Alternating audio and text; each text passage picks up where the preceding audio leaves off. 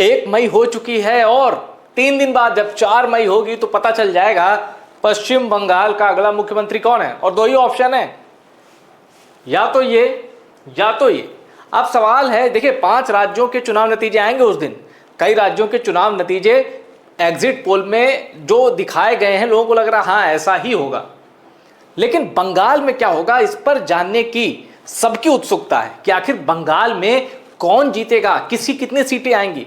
और जब सारे एग्जिट पोल पर लोगों ने नजर गड़ाई, लोगों ने नजर दौड़ाई, फिर उनके मन में सवाल आया कि अक्सर अपने एग्जिट पोल से सुर्खियां बटोरने वाला टुडेज चाणक्य का एग्जिट पोल बंगाल को लेकर क्या कहता है। आज इस वीडियो में मैं आपको बताऊंगा क्यों टुडेज चाणक्य के सर्वे को सबसे ज्यादा क्रेडिबल माना जाता है। कुछ सर्वे उनके गलत भी हुए हैं, लेकिन टुडेज चाणक्य ये दावा करता है कि इकलौता सर्वे करने वाली वो एजेंसी है जिन्होंने 3 लोकसभा चुनाव के नतीजे एकदम सही बताए थे।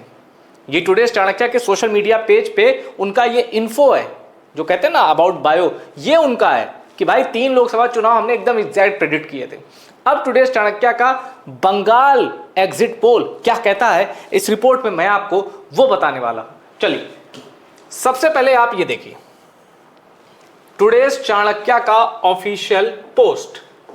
इसमें दावा किया गया है कि 2026 के जो चुनाव हुए हैं पश्चिम बंगाल में 2 चरणों में, उसमें इनका एग्जिट पोल बता रहा है कि बीजेपी का वोट शेयर होगा ±48, यानी ये 51 भी जा सकता है और 45 भी हो सकता है, 3 बढ़ सकता है 3 घट सकता है।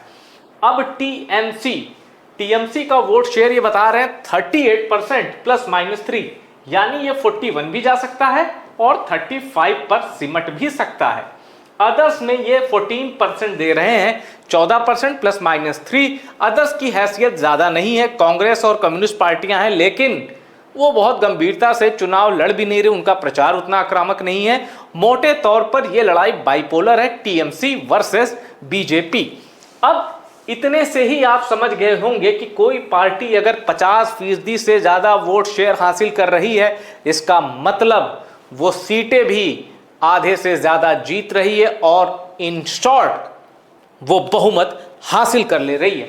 टुडेज चाणक्य ने सीटें कितनी दी, आइए उस पर चलते हैं। और जो ये वोट शेयर है ना, पिछली बार से एकदम अपोजिट है।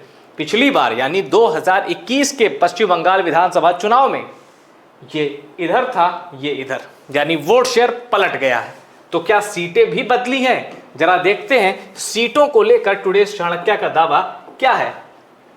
ये देखिए सीटों को लेकर बीजेपी 192 सीट ±11।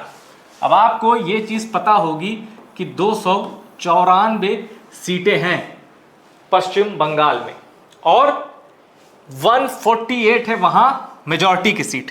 अब उसमें बीजेपी पा रही है टुडेज चाणक्य के सर्वे के मुताबिक 192 ±11। इसका मतलब है ये 181 भी हो सकती है और 203 तक भी जा सकती है बीजेपी। तो यही पूरा खेल आप समझ गए होंगे कि टुडेज चाणक्य के सर्वे के मुताबिक इस बार पश्चिम बंगाल विधानसभा चुनाव में पहली बार बीजेपी की सरकार बनने जा रही है और ममता बनर्जी की शॉकिंग हार होने जा रही है। टुडेज चाणक्य के मुताबिक उनका जो एग्जिट पोल है, टीएमसी 100 सीटों पर सिमटने वाली है ±11, यानी 89 पर भी सिमट सकती है और 111 तक भी टीएमसी जा सकती है। कम्युनिस्ट पार्टी, कांग्रेस, आईएसएफ और ये सब बाकी जितने हैं, हुमायूं कबीर, इन सबको मिला के 2 सीट। तो ये थोड़ा शॉकिंग है, कम से कम डबल डिजिट में तो आना चाहिए। खैर, तो क्या टीएमसी 100 सीटों पर सिमट जाएगी? क्या बीजेपी अपने दम पर पूर्ण बहुमत की सरकार वो भी बंगाल में बनाने जा रही है? लोग कह रहे हैं कि ऐसा मुश्किल भी नहीं, क्योंकि 3 से 77%, और माफ कीजिएगा 3 से 77 सीट बीजेपी हासिल कर चुकी है। 2016 में 3 सीटें थी, 2021 में 77 सीटें थी। तो वहीं कुछ लोग कह रहे हैं कि अगर टुडेज चाणक्य का सर्वे सही हुआ तो इसके पीछे एसआईआर, सेंट्रल फोर्सेस का डिप्लॉयमेंट और उसके बाद जिस तरीके से बीजेपी की कैंपेन रही है ममता बनर्जी और अभिषेक बनर्जी के अगेंस्ट, याद कीजिए आईपैक, उसके ऊपर एक तरह से शिकंजा कसना ममता बनर्जी के लिए बहुत बड़ा झटका था, क्योंकि पूरा चुनावी मैनेजमेंट टीएमसी का आईपैक ही संभालती थी। अब आपने ये भी देखा होगा, अब से कुछ घंटे पहले क्या हुआ है, ममता बनर्जी रात में अचानक स्ट्रांग रूम पहुंच गई और कहा कि भवानीपुर से उन्हें हराने की साजिश हो रही है। टीएमसी के अंदर खलबली मची है। तो वहीं बीजेपी पॉजिटिव है, उसको लग रहा है वो जीत जाएंगे, लेकिन कई लोग ये भी कहते हैं कि बीजेपी का ओवर कॉन्फिडेंस उसको भारी पड़ सकता है, क्योंकि बंगाल में ममता बनर्जी को हराना बहुत बड़ा टास्क है, लगभग असंभव माना जाता है। अब टुडेज चाणक्य के सर्वे को एक बार जरा और आपको मैं बताऊं कि आखिर मैं क्यों बता रहा हूं टुडेज चाणक्य के सर्वे को इतने डिटेल में। ये 2016 का पश्चिम बंगाल विधानसभा चुनाव का नतीजा है। तृणमूल कांग्रेस की सीटों पर गौर करिए, 211 सीट तृणमूल कांग्रेस ने पाई थी, 44.91% यानी करीब 45% वोट शेयर तृणमूल कांग्रेस ने हासिल किया था।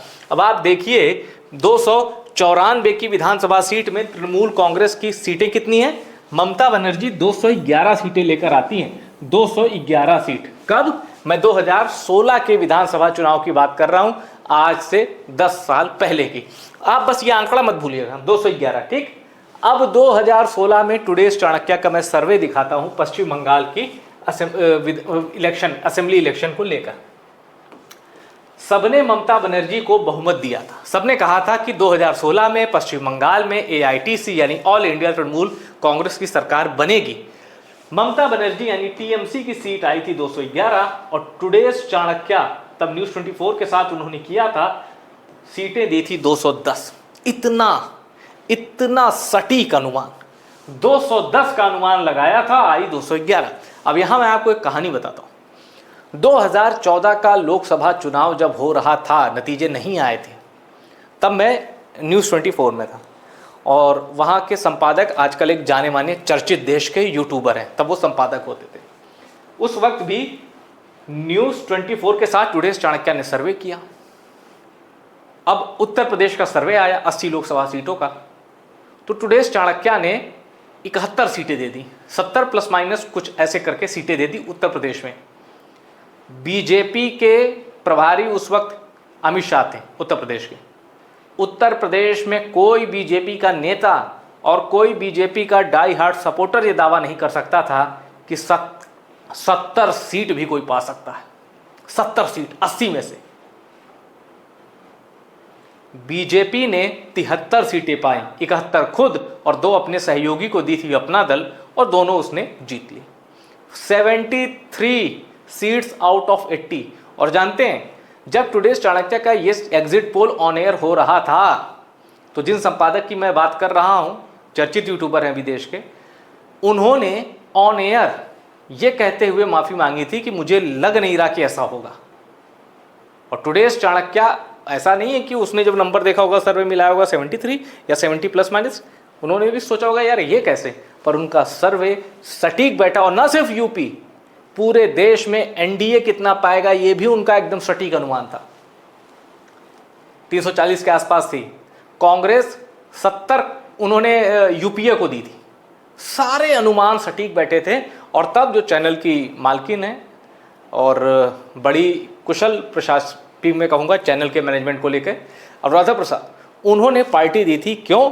क्योंकि न्यूज़ 24 और टुडेज चाणक्य का सर्वे एकदम सटीक साबित हुआ था। हालांकि उसके बाद टुडेज चाणक्य के सर्वे कई बार गलत भी साबित हुए हैं। अब बिहार में पूर्ण बहुमत तो दिया था इन्होंने जेडीयू और बीजेपी को, लेकिन 200 के करीब किसी ने नहीं दिया था। तो कई सर्वे हैं वो गलत हुए। मैं एकदम सटीक होने की कुछ कहानियां जिनका मैं गवा रहा हूं वो मैं आपको बता रहा हूं। अब वही टुडेज चाणक्य फिर से एक जो सर्वे लेकर बंगाल को लेकर हाजिर है वो शॉकिंग है। और एक चीज और, ऐसा नहीं है कि टुडेज चाणक्य जो बात कह रहा है वो सिर्फ अकेले वही बात कह रहा है या उसका अपोजिट नहीं हो सकता। जनमत पोल्स ने 195 से लेकर 205 सीटें ममता बनर्जी यानी टीएमसी को दी हैं, यानी टीएमसी की आंधी कायम है। इसको लेकर भी एग्जिट पोल सामने आए हैं। जेवीसी ने नेक टू नेक फाइट दिखाई है। पोस्ट डायरी ने बीजेपी की सरकार बनाई है। पीपुल्स पल्स ये पूर्ण बहुमत दे रहे हैं टीएमसी को। पी मार्क ये बीजेपी को जिता रहे हैं। और मैट्राइज जिता रहा है बीजेपी को, लेकिन टीएमसी को अच्छी फाइट देते हुए दिखा रहा है। तो यह है पूरा खेल। अब अगर आप कहेंगे कि किस खेमे में बेचैनी दिख रही है, वो खेमा है टीएमसी का। टीएमसी को एक तो सेंट्रल फोर्सेस का डिप्लॉयमेंट, अच्छी बात यह रही कि 2018 के चाहे पंचायत चुनाव हो या इसके पहले विधानसभा चुनाव, हिंसा होती थी, लोग मरते थे। इस बार ऐसा नहीं हुआ है। एक बुजुर्ग शख्स की जान गई है, उसके लिए उनकी जान जो गई है बड़ी दुखद घटना है। ममता बनर्जी ने कहा कि केंद्रीय बलों की जो तैनात हैं इसमें चुनाव में, उनकी पिटाई, उन्होंने पीटा है बुजुर्ग शख्स को, जिनका वीडियो उनके पास है, वीडियो भी दिखाया नहीं है, पर उनका दावा है कि जो सेंट्रल फोर्सेस डिप्लॉय है उन्होंने पीटा है बुजुर्ग शख्स को, जिससे उनकी मौत हुई है। तो वहीं बीजेपी का कहना है कि पोस्टमार्टम रिपोर्ट में ऐसा कुछ जिक्र नहीं है और उनकी तबीयत खराब हुई, वो गिर गए, अस्पताल ले जाया गया, जहां डॉक्टरों ने कहा कि अस्पताल ले आने से पहले ही इनका निधन हो गया। अब ये लड़ाई चल रही है। ममता बनर्जी का आधी रात स्ट्रांग रूम पहुंच जाना, ये कहना कि भवानीपुर से उन्हें हराने की साजिश हो रही है, कुल मिलाकर 4 मई को जो भी नतीजे आए हंगामा होना तय है, ऐसा लग रहा है। फिलहाल टुडे चाणक्य का सर्वे मैंने आपको बताया। आपको क्या लगता है 4 मई को किसकी सरकार बनने वाली है? क्या दीदी का किला महफूज रखने वाला है, या फिर जिस हिसाब से कैंपेनिंग की है अमित शाह ने, जिस स्ट्रेटजी के साथ नरेंद्र मोदी ने चुनाव लड़ा है और जिस स्ट्रेटजी के साथ SIR हुआ और फिर बाकी तमाम परिवर्तन किए गए चुनाव प्रक्रिया को लेकर, क्या आपको लगता है क्या फैक्टर है और कौन जीतेगा बंगाल 4 मई को? कौन होगा बंगाल का अगला CM? कमेंट जरूर करिएगा। वीडियो पसंद आया हो शेयर करिए और टॉप सीक्रेट को सब्सक्राइब जरूर करिएगा।